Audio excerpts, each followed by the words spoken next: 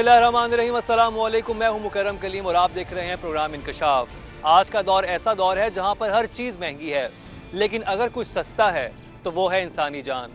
आज हम उस दौर में जी रहे हैं जहां पर इंसान अपने छोटे से मफाद की खातिर दूसरे इंसान की जान लेने से दरेग नहीं करता, और उसकी वाज़ेह मिसाल है हमारा आज के प्रोग्राम में शामिल दो इंतहाई अफसोसनाक वाक़यात जो बहावलपुर और फैसलाबाद में हुए। फैसलाबाद की तहसील जड़ावाला में क्यों 3 बच्चों के बाप को बेदर्दी के साथ किया गया हलाक। मिल में ठेकेदारी करने वाला कैसे बना मुखालफिन का निशाना।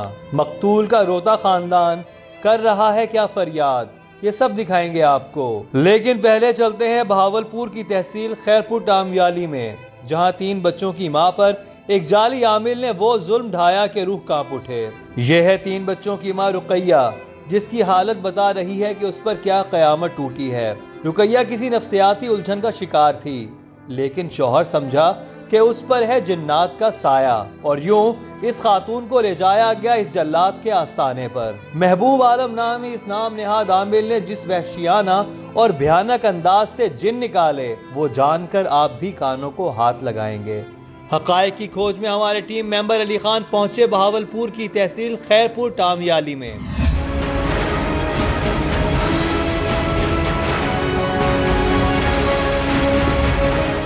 सिलेंडर जला के ना, सिलेंडर उसके ऊपर हल्दी फेंकता था और ऊपर इसके यहाँ से पकड़ के ना पीछे से बाल और ऊपर सिलेंडर के ऊपर करता था।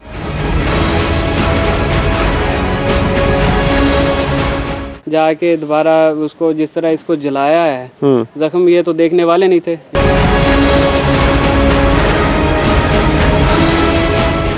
वाक़ये को तकरीबन 20 दिन गुज़र चुके हैं, उसके बावजूद भी अभी आप सूरत हाल देखें रुकैया बीबी की के माथे पर भी और गर्दन पर वार किए गए थे। मैं कोशिश करूंगा कि मेरी बात हो सके, मैं जान सकूं आखिर क्या करने गई थी, क्या वाक़या था और वहाँ पर सूरत हाल क्या थी, और उस पीर ने इतना जुल्म का निशाना क्यों बनाया रुकैया बीबी को। दसेसो थोड़ा क्या थिया है शायरी का सर शायदी का सर भी इधर ना सर पे बुखार हुआ था। अच्छा, सर पे बुखार हुआ है, उसकी वजह से ना भी वो गए थे दवाई लेने के लिए। अच्छा, तो वहाँ पे ना हमें किसी ने बताया इसके ना भाई कसर है। हाँ, कोई जिन है, जिन है ये बताया गया था आपको? जी, ये बताया गया था। उसकी वजह से ना वो ना कुछ लोग हमें बताने लगे भी यहाँ पे पीर महबूब रहता है। अच्छा, पहले इलाज करवाया था आपने? नहीं सर, इलाज नहीं हमने करवाया। अच्छा, हम गए थे मगर उन्होंने बोला भी इसको कसर है, कि इलाज का मसला नहीं है। तो वो ना हम उस पीर महबूब साहब को बुलवाया उन्होंने, बुलाकर उसने बोला भी, हमने बोला भी पीर महबूब भी क्या करेगा। हाँ। उसने बोला ये अगर मसला हुआ ना भी, अगर कोई मरीज़ है भी दवा खाने का मसला है, हाँ। तो वो बता देगा, अगर कसर हुई तो वो भी बता देगा। सही। मैंने कहा ठीक है। तो अगर जिन हुए तो तब भी बता देगा, और अगर कोई इलाज की ज़रूरत है तब भी बता देगा। इसलिए आप लोग चले गए हो जी जी तो पीर के पास। पीर महबूब का बताया किसने था आपको? वो सर उधर जोइया है, मैं दूसरा उसका नाम नहीं आ रहा सर मुझे। वो जोइया की बस्ती का रहने वाला है, उसने बुलाया था। अच्छा, पीर महबूब को। सही है। वहाँ पर आप गए हो, पहली दफ़ा गए थे? जी पहली दफ़े गए थे हम। पीर महबूब को पहले नहीं जानते, सही। ज़िंदगी में पहली बार हम पहली दफ़ा गए हो, और पहली दफ़ा में ही उसने पैसे वगैरह भी लिए थे? जी सर, पैसे भी लिए हैं उसने। कितने पैसे लिए थे आपसे? सर उसने पहली बार तो 1500 रुपये लिए हैं। उसके अच्छा। बाद वो बोलता दम कराते रहो, उसके बाद अगर ज़रूरत बनी तो आपको और भी देने पड़ेंगे। कैसे चमक रही हैं जाली पीरों और आमिलों की दुकानें। बीमार होने की सूरत में डॉक्टर के पास जाने की बजाय जाली आमिल के पास जाकर दम करवाना आपको और आपके प्यारों को किस कदर खतरनाक सूरत हाल से दोचार कर सकता है, दिल दहला देने वाला है ये इंकशाफ। हम एक चीज़ ये भी देखते हैं कि ये वाक़या 7 फरवरी का है, जबकि FIR इसकी लॉन्च होती है 18 फरवरी को। ये 10 दिन का बीच में ब्रेक क्यों आया, क्या वजूहात थी, क्या चीज़ें सामने आई हैं पुलिस की इन्वेस्टिगेशन में? सबसे पहले तो बात यह है कि जो ही हमें इतला मिली, हम फौरी तौर पर खुद उनको असिस्ट किया, खुद उनको लेके आए, खुद उनसे पर्चा दिलवाया। वो पर्चा दिलवाने के लिए तैयार नहीं थे, वो पीरों के ज़ेर असर हैं और ज़ईफ़ुल एतक़ाद होने की वजह से, क्योंकि वो पीरों के ख़िलाफ़ कोई कार्रवाई नहीं कराना चाहते थे। अच्छा। तो हमने बड़ा इंसिस्ट किया, मजबूर करके उनसे तहरीर लिया। और ख़ुद उनको थाने लेके आके जाके हमने ये तहरीर बनवा के उनके खिलाफ कार्रवाई की है। क्योंकि लोगों का इल्म इतना क्या पीरों से डरे हुए थे, मकामी तौर पर उनके असर रसूख की वजह से कोई कार्रवाई नहीं कराना चाहते थे कि हम उनके खिलाफ कोई कार्रवाई नहीं कराना चाहते। फिर हमने उनको इंसिस्ट किया, समझाया, फिर जाके हमसे इनसे बयान लिए, तहरीर लिए और ये मुकदमा नंबर 83/20 हमने उनके खिलाफ दर्ज किया। सही। और मेडिकल हुआ, मेडिकल जो उसकी सूरत हाल है उससे तो ये लगता है कि इतना ज्यादा उसके ऊपर तशद्दुद किया गया।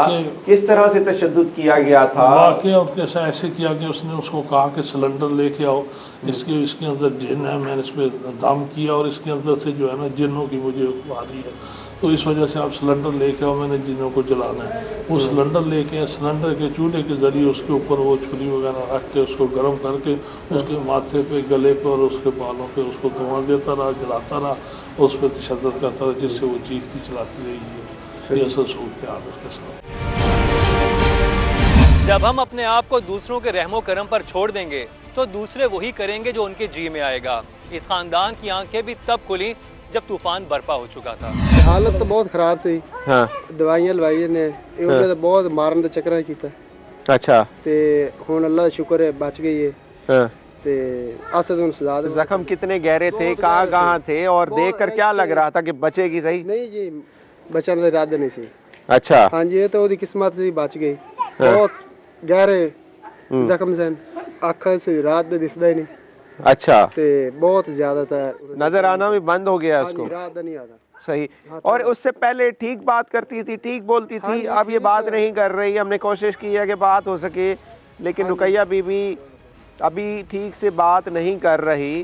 क्या वजह है? उसके बाद पहले ठीक सी, सानू पछाणदे सी, गल बात करदे सी, हसदे सी, बोलदे सी, पछाण सी उन्होंने। जिस दिन पीर को गई आ उस दिन बाद गल भी नहीं करदी, बुलाना भी नहीं, बच्चे का ख्याल नहीं करना, दिल चाहे तो किस टाइम अच्छा सही होवे तो बुला ले, या नहीं तो ना, इधर चुप करके बैठे रहते। तो आप लोगों ने मना नहीं किया? दोनों भाई हो? दोनों भाई हैं जी।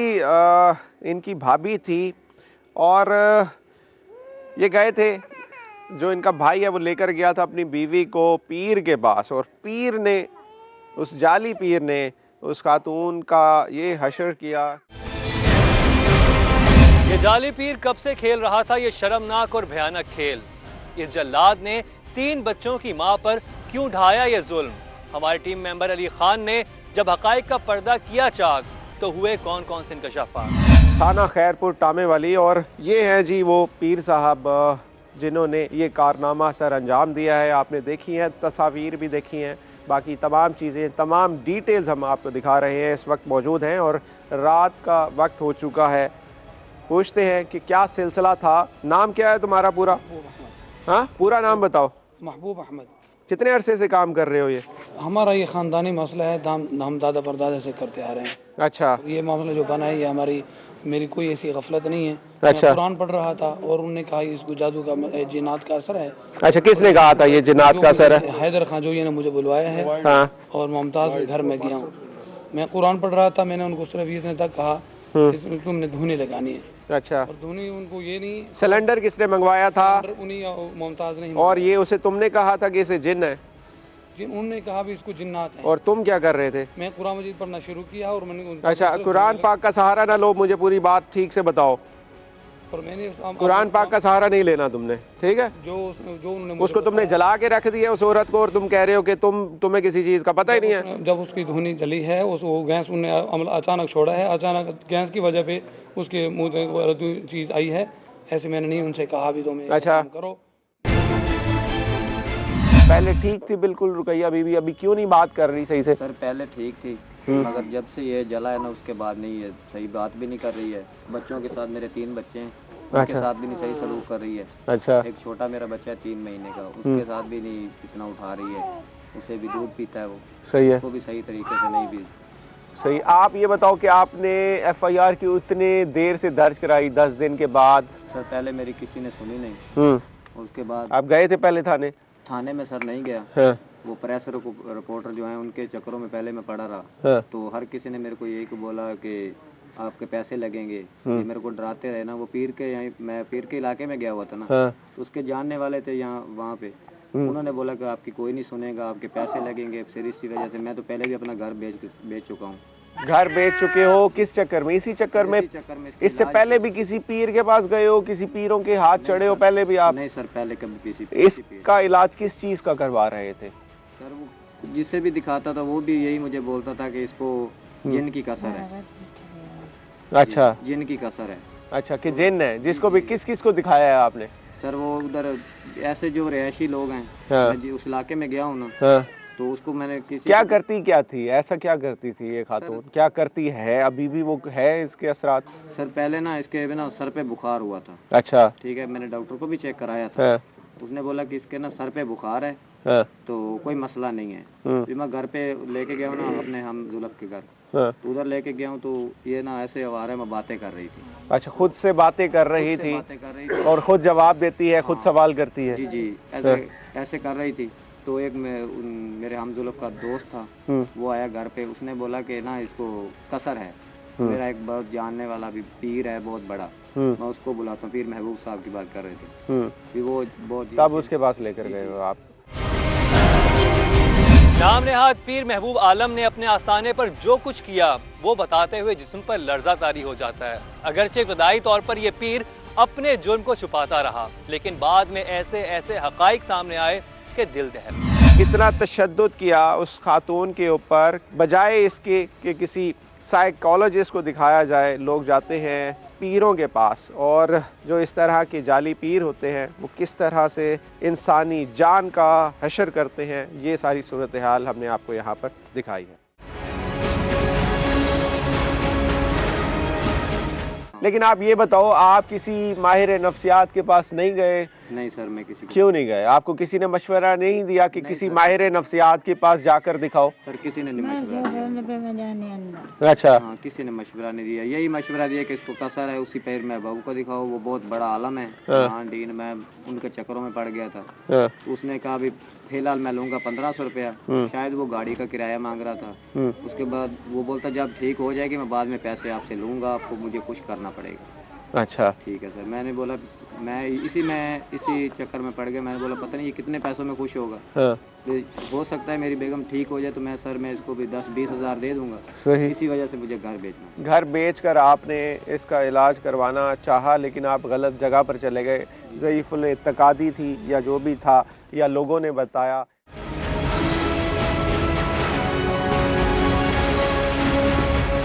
सिलेंडर, गैस का सिलेंडर तुमने मंगवाया था? सिलेंडर गैस का मैंने मंगवाया। क्यों मंगवाया था गैस का सिलेंडर? मैंने उनको धुनी जब बताई है तो सिलेंडर गैस का उनके पास पड़ा था। किस चीज की धुनी थी ये? किस चीज की धुनी थी ये? क्या पढ़ते हो, क्या अमल करते हो तुम? मैं मंजिल का अमल पढ़ता हूँ। कौन सी मंजिल का? मैंने सूरह फातिहा से शुरू होती है, वो सूरह जिन्नात की आखिरी आयत में खत्म होती है। आती है सारी तुम्हें? तुम्हारे से सारी मैं सुनूंगा अभी, ठीक है? जी बिल्कुल, मैं सुनाऊंगा। कितने अरसे से कर रहे हो ये काम? मैं 15-16 साल से दम वगैरह। अच्छा, उसको जला के तुमने रख दिया सारा। पता है तुमने क्या किया है उसके साथ? क्या धोनी उसका ऐसे देते हैं धोनी के, उसका मुंह तुमने जला दिया सारा का सारा। जब उसको जो मसला वो बताया उन्होंने, उसको तुमने देख लिए थे कि जिन्न है उसके ऊपर? अंगारों से कहा उन्होंने भी अंगारों से लगानी है, लेकिन उनके पास गैस पड़ा था, उन्होंने गैस लगाया। वो उन्होंने लगाया, तुमने कुछ नहीं लगाया? उन्होंने लगाया है।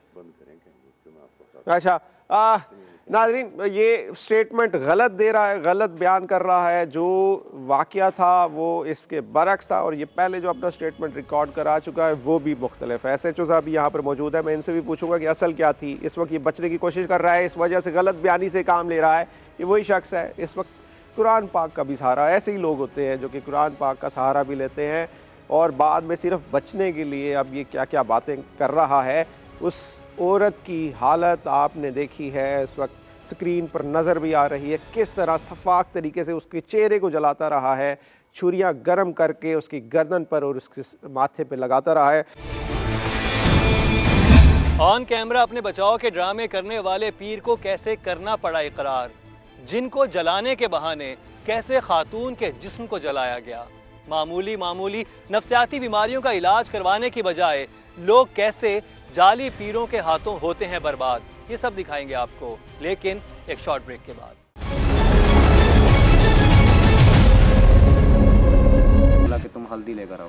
मैं हल्दी लेने गया, मेरे वो हम जुल्फ को बोलता है, मेरे जो सांडू है उसको बोलने लगा कि तुम ना सिलेंडर का इंतज़ाम करो। अच्छा, वो सिलेंडर मंगवाया, गैस का सिलेंडर मंगवाया गया भरा हुआ, हाँ जी सर। वो खुद लेकर आया कहीं से, खरीद के आया या किसी से मांग के आया? किसी से मांग के लाया, अभी उसमें उसके घर में पड़ा हुआ था। अच्छा, उसने वो उठाया, वो पीर ने जलाया, जला के उस पर छुरियाँ गर्म कर करके इसके माथे पे भी लगाई हैं, ये देखिए। और छुरियां लगाई गई। जी जी, छुरियाँ भी। नाज़रीन, सूरत हाल देखें कि उस पीर ने किया क्या है। छुरियों को गर्म किया गया, सिलेंडर मंगवाया गया, वहाँ आग जलाई गई, उसके ऊपर उस छुरी को गर्म करता था और उसके माथे के ऊपर लगाता था। इस वक्त निशान आप देख सकते हैं और आप ये तमाम चीज़ें देखते रहे, आपने रोका नहीं उस वक्त? सर मैं रोका था उसको। अच्छा। बोला, जब अंदर से रुकैया की आवाज़ आई ना चीखने की, तो मैंने उसको जाके मना किया भी तुम ये रहने दो, मुझे नहीं ऐसा इलाज चाहिए। आपको बाहर उसने खड़ाया हुआ था, खुद अंदर था वो कमरे में और कोई नहीं था? सर वो वैसे तो दरवाज़ा तो खुला था ना, हाँ। सामने ही बैठा था। मैं जब सामने गया, मैंने उसको बोला कि तुम ये मुझे इलाज नहीं चाहिए, ये तो जल रहा है। हाँ। उसने बोला ये जिन जल रहे हैं, ये रुकैया नहीं जल रही है। अच्छा। ये जिन जल रहे हैं, ये मैंने बोला ये निशान है। वो बोलता है भी कल ये निशान ख़त्म हो जाएंगे। अच्छा। उसने ऐसा बोला कि अच्छा। मेरी करामत से कल ये निशान ख़त्म हो जाएंगे, मगर आज तक ये निशान वैसे ताज़ा ही हैं। सही। इसकी वजह से मैंने ये शख्स रोकता रहा उसको, उस पीर को रोकता रहा कि वो इस तरह से इलाज ना करे। जो भी उसका इलाज का तरीका था, गर्म छुरियां गर्दन पर भी लगाई जा रही थी, माथे के ऊपर भी लगाई जा रही थी। आप गर्दन की सूरत हाल देखें कि इस वक्त भी 20 दिन गुजर गए हैं, सूरत हाल क्या है। और ये कह रहा था कि मेरी करामात हैं ये, और आप ये देखेंगे कि अगले दिन ये निशान नहीं होंगे। 20 दिन हो गए और अभी हालत देखें। रुकैया बीबी से बात करने की मैं कोशिश कर रहा हूँ, लेकिन वो इस हालत में नहीं है। ज़हनी सदमा इतना पहुँचा है इस खातून को कि वो अब सही से बात भी नहीं कर सक रही, समझ भी नहीं पा रही कि मैं उससे क्या बात कर रहा हूँ, क्या उससे पूछ रहा हूँ। इस वक्त अपना ज़हनी तवाज़ुन भी वो खो बैठी है। ऐसे जाली पीरों की हकीकत क्या होती है? ये कैसे बनाते हैं लोगों को बेवकूफ़? झूठ पर झूठ बोलने वाले को जब पुलिस ने अपनी जुबान में समझाया तो उसको याद आ गया कि उसने कैसे ढाया था ये जुल्म। पीर महबूब आलम इसका नाम है, और इस शख्स ने गर्म छुरियों से उस औरत की गर्दन को जलाया। उसके माथे के ऊपर आप ज़ख्म के निशानात देख सकते हैं कि 20-22 दिन हो गए, उसके बावजूद भी अभी की सूरत हाल मैंने आपको दिखाई है, इस वक्त तक उसके ज़ख्म नहीं भरे।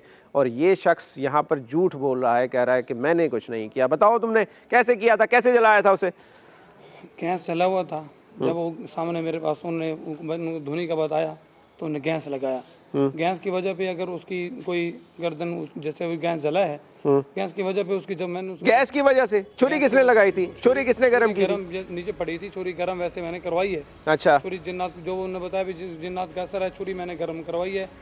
और बताओ ना भी ये अमल होता है लोहे के, क्या अमल किया था पूरा? मुझे वो अमल बताओ जो तुम करते रहे थे।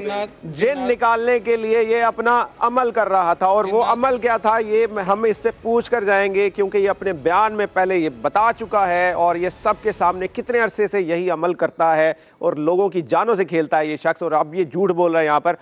क्या अमल है? पूरा अमल बताओ मुझे। उसने जिन्नात का कैसा बताया भी, इसको जिन्नात का असर है। वो किसी और ने बताया है? वो किसी और ने बताया? उनके घर वालों ने बताया है जी। तो तुम्हारा इल्म कहाँ गया? तुम्हें नहीं पता चला कि इसमें जिन्नात हैं या नहीं है? कुरान मजीद शुरू किया है, कुरान पाक का सहारा नहीं लोगे मैंने जब उसको जलाने के लिए उसको कहा है, मैंने छुरी गर्म की है, छुरी गर्म करने के बहाने पे उसको डराना धमकाने पे उसको जिन्नात है तो खत्म हो जाएंगे। और ये जो छुरी गर्म हुई है गलती से लगा बैठे, गलती से अगर जैसे भी हुआ लग गया। ये पूरा उसका गर्दन जली हुई है। ये किसने जलाई है? ये किसने जलाई है गर्दन उसकी? ये तुमने नहीं जलाई, ये तुम्हारे मौक्किल आए थे ये जलाने के लिए। कौन आया था? ये पूरी गर्दन उसकी किसने जलाई थी? ये किसने जलाई थी? ये ये गर्दन देखें, और जो भी मैं उसको करीब से इस खातून को देख कर आया हूँ, उसके जख्म अभी तक नहीं भरे 22 दिन गुजर जाने के बावजूद, और अब ये झूठ बोल रहा है। क्यों लगाई थी तुमने छुरी? जिन्नात को डराने धमकाने के लिए मैंने तो जाना ये कम के भी इसको जिन्नात है तो असर खत्म हो जाए। अच्छा, ये सबको इसी तरह से लूटते हो तुम? नहीं, मैं यार पहले कैसे निकालते थे? अमल क्या था पहले तुम्हारा? मैं ये कुरान मजीद की तिलावत करके जो असर होता है वो खत्म हो जाता है। अच्छा, जिसको भी तो इस पे क्या तुम्हें आया था कि इसको जला के तुम जला के रख दो, उसको इतने जख्म दो तो मरते मरते बच गई है? बताओ क्यों किया था इतना जुल्म उसके ऊपर, क्या बिगाड़ा था उसने तुम्हारा? मैंने जुल्म करने की कोई मेरी कोई ना ये। तो किसने किया जुल्म ये सारा? जब उन्होंने मुझे बुलाया, मुझे तो इस चीज़ की खबर नहीं थी भी ये भी कर देना है, लेकिन मैंने डराने धमकाने की वजह पे ऐसा कोई अमल किया भी इसको असर है तो ख़त्म हो जाएगा। असरात ख़त्म करने के ये ड्रामे न जाने अभी और कितनी जिंदगियां करेंगे बर्बाद। हैरत की बात तो ये है कि जिंदगियों को उजाड़ने वाले ये जाली पीर जब गिरफ्तार होते हैं तो फिर जल्द ही दोबारा से बाहर भी आ जाते हैं और फिर से शुरू कर देते हैं अपना ये घिनौना धंधा।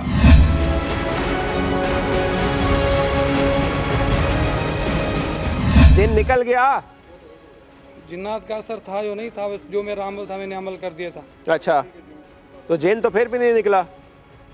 तुमने तो ये भी कहा था कि तुम्हारे जख्म कल तक होंगे भी नहीं, ये भी तुमने कहा था उसके खावंद को। जब उसका खावंद रोक रहा था तुम्हें, उसने कहा था कि रुक जाओ ना जलाओ इसे, तो तुमने कहा था कल तक ये तो जख्म ही खत्म हो जाएंगे।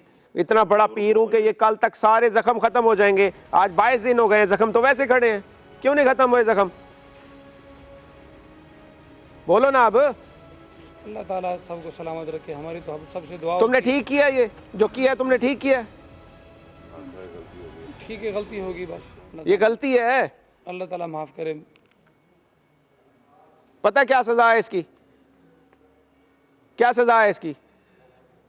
सर जैसे भी हो, एक औरत की जान से खेलते रहे हो तुम, सजा मिलनी चाहिए ना तुम्हें इसकी। मैं अपनी गलती की माजरत करता हूँ, अगर मुझसे गलती हुई तो मैं गलती की माफ़ी चाहता हूँ। सजा मिलनी चाहिए ना तुम्हें। मैं गलती की माफ़ी, गलती की माफ़ी भी होती है और सजा भी होती है। माफ़ी ऐसे नहीं मिलती बगैर सजा के। लोगों की जिंदगियों के साथ खेलने वाले ये जल्लाद किसी मुआफ़ी के मुस्तहिक नहीं। यकीनी तौर पर इनको इबरतनाक सजा मिलनी चाहिए, लेकिन साथ ही हमारी इल्तिजा है उन सादा लो अफराद से कि खुदारा इलाज मुआवजे के लिए इन जाली आमलों के पास जाकर अपनी जिंदगियां ना करें बर्बाद। जिंदगी है हर जगह हैरानो परेशान। फैसलाबाद की तहसील जड़ावाला में 3 बच्चों के बाप को कैसे बेदर्दी के साथ किया गया हलाक। मिल में ठेकेदारी करने वाला कैसे बना मुखालफिन का निशाना। टिकैती की आड़ में कैसे खेला गया खूनी खेल। तड़पती बेवा ने अरबाब इख्तियार से क्या की फरियाद। ये सब दिखाएंगे आपको, लेकिन एक शॉर्ट ब्रेक के बाद।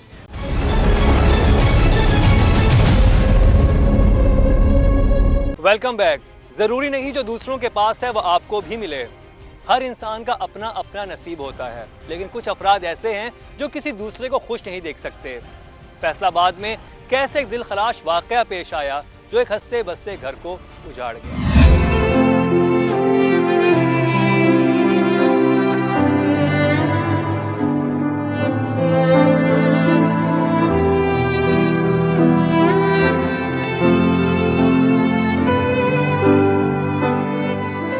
इस खानदान को न जाने किसकी नजर लगी कि आज हर आंख है अश्कबार। बच्चे, बड़े, मर्द, औरतें सभी गम से निढाल हैं। 3 बच्चों के बाप को जिस बेरहमी के साथ घर वापस लौटते हुए किया गया हलाक, ये जानलेवा दुख मकतूल की बेवा कैसे करे बर्दाश्त। मेरा मियाँ इंतहाई शरीफ इंसान था, आप पूरे गांव से पता कर सकते हैं। इतना शरीफ इंसान, इतना सखी दिल इंसान था मेरा मियाँ, जिसको मारा गया। इंसानियत नाम की पाकिस्तान में कोई चीज ही नहीं है। मैं क्या करूँ? मेरी बच्ची को देखे, उसको चला के देखे, बिल्कुल नहीं चल सकती। मैं कंधे पे लेके उसको वाश लाती हूँ।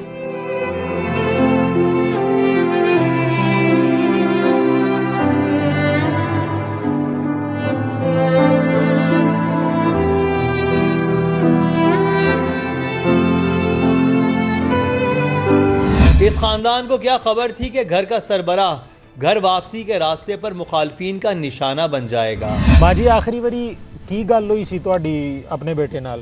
पैसी लम्मी मेरे नाल सलाम लेके गया। अच्छा। हाथ मिला के गया, हाथ मेरा चुम के गया, राजी खुशी करूँगा। उस तो बाद शायद 3 बजे जोहर दी नमाज उत्थे पढ़ के उतों निकलिया। अंधेर निकलदे सारी उन्होंने अगों पढ़ लिया। जोहर दी नमाज पढ़ के 9 तारीख वाले दिन निकलिया। अच्छा। ਉੱਥੋਂ ਨਿਕਲਿਆ ਤੇ ਇਹਦੇ ਨਾਲ ਮਾਰਾਂ ਵਾਲੇ ਕਵਰਾਂ ਜਿਹੜੀਆਂ ਉੱਥੇ ਹੀ ਉਹਨਾਂ ਨੇ ਕਿਹਾ ਡੈਵਨ ਟੂ ਫਾਈਟ ਟਰੈਕਟਰ ਉਹ ਕੀ ਸੀ ਸਕੂਟਰ ਜਿਹਾ ਉਹ ਅੱਗੇ ਖਲਾ ਦਿੱਤਾ। ਲਾਕ ਨਹੀਂ ਸੀ ਲੱਗਾ, ਬਾਰੀ ਖੋਲੀ, ਉਹਦੇ ਐਸ ਪੱਟ ਦੇ ਵਿੱਚ 4 ਗੋਲੀਆਂ। ਸਹੀ। ਇੱਥੇ ਆਈਆਂ ਕਿਤੇ ਮੁੰਡਾ ਮੇਰਾ ਵੀ ਭਤੀਜਾ ਮੇਰਾ ਗਾਂ ਲੰਘ ਕੇ ਗਿਆ। ਮੈਂ ਕਿਹਾ ਕੀ ਗੱਲ ਖੈਰ ਵਾ? ਆਂਦਾ ਖੈਰ ਕਾਦੀ ਆ ਵੀ ਮੈਂ ਟਰਾਲਾ ਲੈ ਕੇ ਆਇਆ। वो गाना गया मुड़ के उस वेले फिर भौंक के निकलिया। मैं कहा की होया वे खैर वा? आंदा हाँ खैर वा। मैं दुकान वाले नूं आवाज़ मारी, मैं कहा मैनू नहीं दस दे। वो आंदा फान जिहड़ा ना लड़ पिया भतीजा मेरा दूसरा किसी नाल। मैं कहा वो तो बंदा ही नहीं हो जा, उन्हें लड़िया किसी नाल, ये कोई गल होर वा। वो कुड़ी जिहड़ी मजबूर हो कहंदी अबू अबू अबू। मैं कहा है अबू की? उन्हें चलो कुछ साइकिल ते कुछ स्कूटर ते साडे बाजार भर गए। है की होया वा, की होया वे दसो। उधरों मेरा भाई है दुकान के उत्ते, वो भी लंगड़ा वा कुछ, आन के मैंने कहना भी तुहानू पता नहीं नमाज दे किसी ने गोली मार दी। मैं कहा भी अल्लाह के वास्ते भी भरावा मैनू लै जाओ, वे मैनू लै जाओ। जब मैं गई हाँ मेरे जाने तो शेर अल्लाह का पिया सीगा उत्थे हस्पताल दे विच। हुण उदन दा 2 महीने 4 महीने हो गए। उस तो बाद इत्थे घर लै आए, ਤੁਹਾਨੂੰ पता लगा कि घर लै लगे पोस्ट मास्टर करना, पोस्ट मास्टर करना है लात च वजियां किथों करना ते सारे ढिड टूट पाड़ के खा लिया उन्होंने, सब कुछ कढ़ लिया विचों।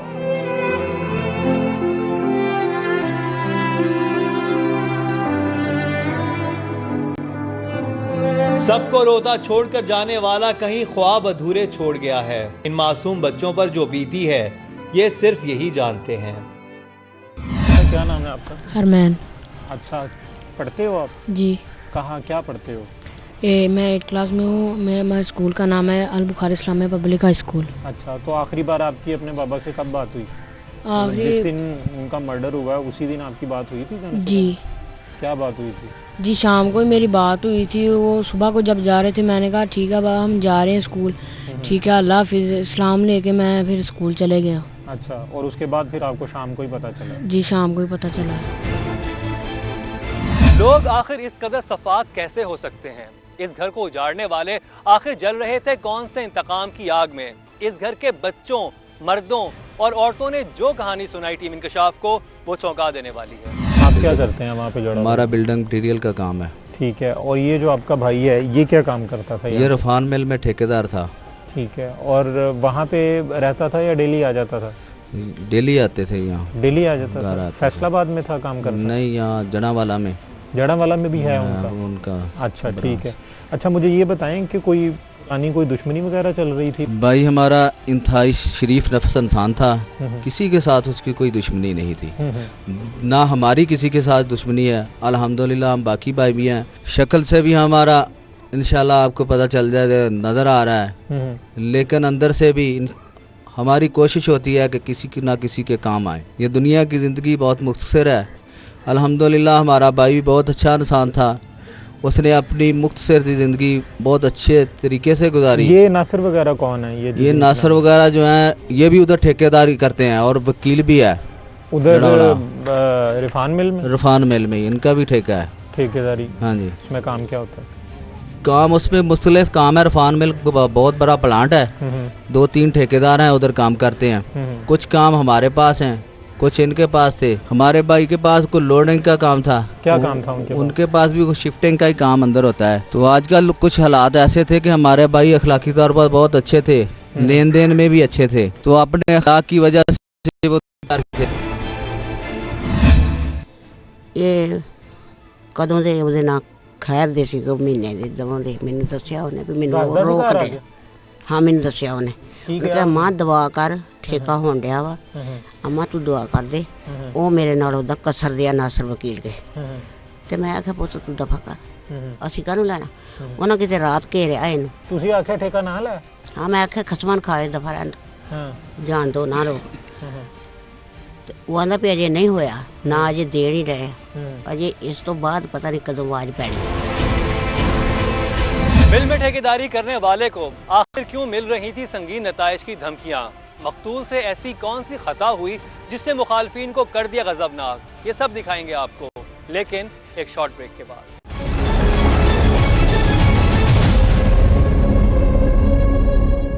Welcome back. ब्रेक से पहले हम आपको दिखा रहे थे कैसे फैसलाबाद की तहसील जड़ावाला में 3 बच्चों के बाप को गोलियां मारकर इंतहाई बेदर्दी के साथ कर दिया गया हलाक। लेकिन क्यों, आखिर क्यों मिली इस खानदान को इस तरह की सजा? की गल ਤੁਹਾਡੇ ਨਾਲ ਲਾਸਟ ਟਾਈਮ ਕੋਈ ਇਸ ਮੌਜੂ ਤੇ ਗੱਲ ਹੋਈ ਸੀ ਕਿ ਕੋਈ ਲੜਾਈ ਝਗੜਾ ਚੱਲ ਰਿਹਾ ਹੈ? ਇਹੋ ਜਿਹੀ जी कई दफ़ा हुई।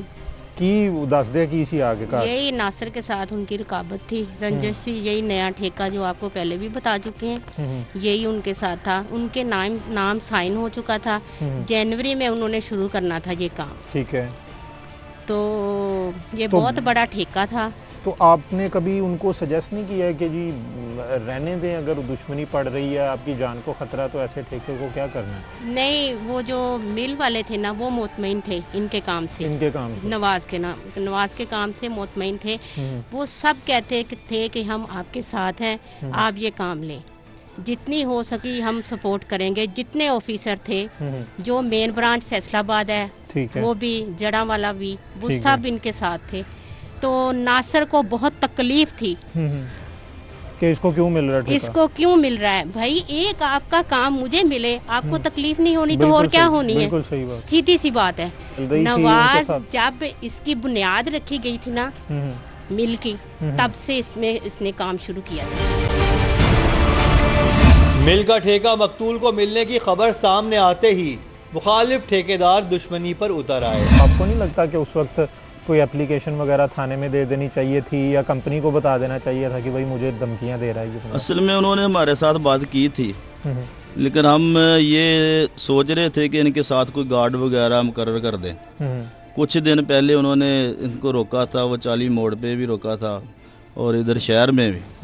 हम ये प्रोग्राम बना ही रहे थे कि इनके साथ कोई 1-2 गार्ड मुकर्रर कर दें, क्योंकि ये लोग जो हैं ये जालिम है। इन्होंने पहले भी एक गाँव में कत्ल किया था। ठीक है। तो इस वजह से हम बस ये प्रोग्राम तय ही कर रहे थे, बल्कि हमने एक आदमी से बात कर ली थी, अगले दिन उसने इनके साथ जाना था गार्ड की ड्यूटी। इससे पहले कि वुरसा मुखालफीन के खिलाफ उठाते कोई इकदाम, करते अपनी सिक्योरिटी का मुनासिब बंदोबस्त, के दुश्मनों ने हमला कर दिया। आप मुझे ये बताएं कि फिर ये वाक़या किस तरह से पेश आया, कौन लोग आए, उन्होंने कहाँ पे रोका, कैसे कत्ल हुआ? तूफान मिल के करीब ही थे कि ये आ रहे थे घर की तरफ, तो 4 आदमी आए हैं। 2 आगे मोटरसाइकिल को रोक लिया गाड़ी पे, 2 ने ड्राइवर साइड की गाड़ी भी, ये खुद ड्राइव कर रहे थे, तो उन्होंने ड्राइवर साइड की बारी खोली और फायर किए और 1 to 5 गाड़ियाँ थी उनके पास दोनों, और वो शहर की तरफ भाग गए। कैसे पता चला आपको इसका, इस वाक़े का कैसे पता चला? हमारे साथ एक उनका भाई था छोटा, और दूसरा हमारी भरजाई भी उसके साथ ही थी। इन लोगों ने हमें फ़ोन किया, तो हम फिर वहाँ पहुँचे। अच्छा, उसके बाद मुझे ये बताएं कि पोस्टमार्टम हुआ उसका? पोस्टमार्टम हुआ, वहीं पे पुलिस को बुलाया गया? वहीं पे मौके पे बुलाया गया, और पोस्टमार्टम के बाद आपको लाश दे दी गई? ठीक है। उसके बाद क्या हुआ, थाने में क्या प्रोसीडिंग हुई, अभी तक क्या हुआ? तकरीबन 2 माह से ज़्यादा अरसा गुजर चुका है, अभी तक 2 हमारे काट हुए हैं, और इस बात का पुलिस इकरार भी करती है कि ये काम इन लोगों का ही है, लेकिन अभी तक कोई कार्रवाई वाज़ेह नज़र नहीं आ रही। हमें हौसला ही दे रहे हैं, इंशाल्लाह आपको इंसाफ मिलेगा। अच्छा, पता नहीं वो कौन सा। कितनी बार अब शामिल तफ्तीश हुए हैं? हम 2 दफ़ा हो चुके हैं, 2 दफ़ा उन्होंने कट हमारा बुलाया हुआ है, तो हम उसमें पेश हुए हैं। वैसे तो हम तकरीबन रोज़ का 1-2 चक्कर थाने में लगाते हैं। वुरसा थाने के चक्कर लगा कर थक चुके, लेकिन अफसोस कत्ल के केस में भी पुलिस के कानों पर जूं तक नहीं रेंग रही। मेरी जो है वो वेल्सन डिजीज की पेशेंट है, उसकी 20,000 की मंथली मेडिसिन कहाँ से लाऊं? तो अब जो ऑलरेडी जो पहले का जो ठेका चल रहा है, उसकी मद में कुछ पैसे वगैरह आएंगे? अभी तो कुछ सारे रुके हुए हैं, वो तो आपको भी पता है कि नवाज के नाम पे था वो सारा। सही। अभी वो मेरे नाम पे होगा, अभी कुछ नहीं हमें मिला, अभी मेरे नाम पे सारा काम होएगा, फिर मुझे वो। और पुलिस की तफ्तीश के हवाले से आप क्या कहती हैं, जो पुलिस ने अभी तक जो कुछ किया? कुछ नहीं कर रही। उस दिन तो बड़े मुझे वो दावे कर रहे थे, हम इंसाफ करेंगे, ये करेंगे, वो करेंगे। तफ्तीशी जो है वो मिसल ही नहीं हमारी पेश करता। जिस दिन उसकी होती है, हम अब 19 है हमारी उसकी जमानत, 19 तारीख है, हम जाते हैं, वो जो तफ्तीशी है राना अफजल है, वो मिसल ही नहीं लेके आता। तो आप क्या DIG से CPO साहब से? मैं यही चाहती हूँ कि उसको अरेस्ट करें और मुझे इंसाफ मिले, बस। ठीक है। उसका बैकग्राउंड यही है, कत्लो गारत, मारना, छीनना, राने नासिर का काम यही है। जड़ावाला पुलिस को चाहिए कि दरिंदगी और सफाकियत करने वालों के खिलाफ गफलत का मुजाहरा करने की बजाय मेरिट पर तफ्तीश करे, ताकि कुछ तो करार मिले तड़पते खानदान को। इसी दुआ के साथ कि किसी और ख़ानदान पर यह क़यामत ना गुजरे। मुकर्रम कलीम और टीम इंकशाफ को दीजिए इजाज़त, लेकिन देखना ना भूलिएगा हमारा अगला इंकशाफ।